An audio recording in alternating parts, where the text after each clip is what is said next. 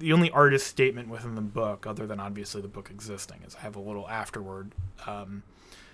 Basically, like I became a dad last year, and so my hope is that when Helen's old enough to read it, that she, like, it'll be complete fiction to her. It's fiction again.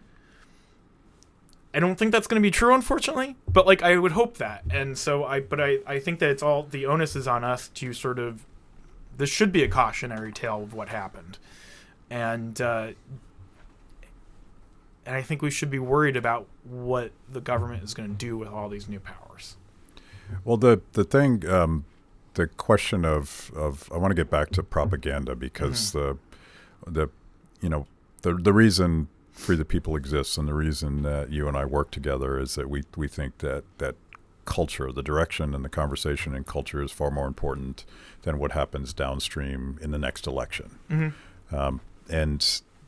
We've now lived through this period. I think one of the big reveals of the last 3 years is that the government itself has hijacked the cultural narrative by not just by censoring people on Twitter and Facebook, but by buying creators and buying those platforms.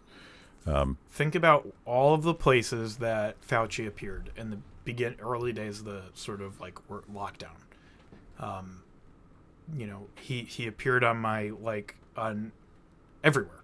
I listened to a sports podcast, and they had him on.